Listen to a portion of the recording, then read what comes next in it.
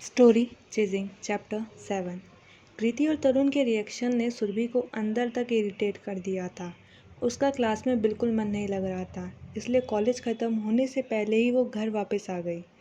घर आते ही उसने देखा कि मम्मी किचन में कुछ काम कर रही थी, पर जैसे ही उनकी नज़र सुरभि पर पड़ी वो तुरंत उसके पास आ गई। आज इतनी जल्दी कैसे आ गई? पापा कहाँ हैं? सुरभि अपना बैग सोफे पर रखते हुए बोलती है, पापा नहीं आए, मैं खुद ही आ गई। मम्मी का चेहरा तुरंत टेंशन से भर जाता है। क्या हुआ, तबीयत तो ठीक है ना? वो जल्दी से उसके माथे पर हाथ रखकर फीवर चेक करने लगती है, पर सुरभि धीरे से उनका हाथ हटा देती है। कुछ नहीं हुआ है मम्मी, बस मन नहीं लग रहा था। मम्मी कुछ सेकंड्स तक उसे देखती रहती है, जैसे उन्हें कुछ और डर हो। फिर वो धीमी आवाज़ में बोलती है, किसी ने कुछ कहा क्या, या किसी ने परेशान किया? तू बिना डरे मुझे बता सकती है। सुरभि कुछ पल चुप रहती है, फिर हिम्मत करके कल रात का सपना उन्हें बता देती है। जैसे जैसे वो बोल रही थी, मम्मी के चेहरे का रंग उड़ता जा रहा था। सपना ख़त्म होते ही सुरभि धीमी आवाज़ में पूछती है, मम्मी वो कौन है? मम्मी तुरंत उसकी नज़रों से बचने लगती है। तू इन सब पर ज़्यादा ध्यान मत दे, ये सब सिर्फ एक सपना है। इतना बोलकर वो जल्दी से उठती हैं और वापस किचन में चली जाती है।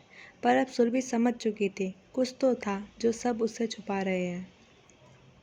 पूरा दिन सुरभि कभी इनडायरेक्टली, कभी मजाक में, तो कभी इमोशनल होकर मम्मी से कुछ जानने की कोशिश करती ही रही, पर मम्मी हर बार बात घुमा देती, जैसे उन्होंने खुद को मजबूर कर रखा हो चुप रहने के लिए।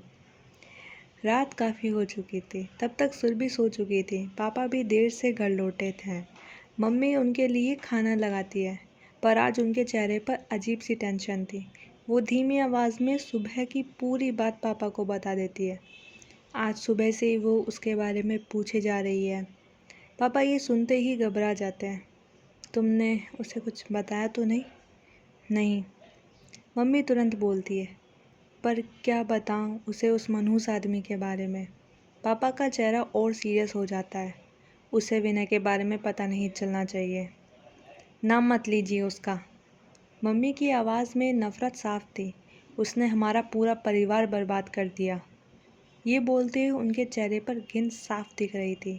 फिर वो जल्दी से बात ख़त्म करते हुए बोलती है, छोड़िए, मैं खाना गर्म करती हूँ। पापा चुपचाप सोफे पर बैठ जाते हैं और आंखें बंद कर लेते हैं, पर आंखें बंद होते ही एक पुराना मंजर उनके सामने उभरने लगता है। एक 20 साल का लड़का, लाल आंखें, आंखों के नीचे गहरे काले दाग, जैसे ना जाने कितनी रातों से सोया ही ना हो। वो लड़का लड़खड़ाते हुए कमरे में एंटर करता है। उसके शरीर से शराब की तेज़ बदबू आ रही थी। पापा उसे देखते ही डर के मारे उसके पैरों में गिर जाते हैं। प्लीज़ मेरी बेटी को छोड़ दो। पर अगले ही पल वो लड़का उन्हें ज़ोर से लात मारकर दूर कर देता है। पापा ज़मीन पर गिर जाते हैं। वो उनके करीब झुकता है और कॉलर पकड़कर गुस्से में बोलता है, मुझे वो चाहिए। आखिरी बार बोल रहा हूँ, अगर इस बार भी मना किया तो अगली बार किसी की शक्ल देखने लायक नहीं रहेगा तू। पापा रोते हुए हाथ जोड़ लेते हैं, भगवान के लिए मेरी बच्ची को छोड़ दो। खाने में और रोटी दूँ? मम्मी की आवाज़ सुनते ही पापा एकदम से होश में आते हैं। वो घबराकर आसपास देखने लगते हैं, जैसे वो मंजर अभी भी उनके सामने हो। मम्मी धीमी आवाज़ में पूछती है, वो वापस तो नहीं आ जाएगा ना?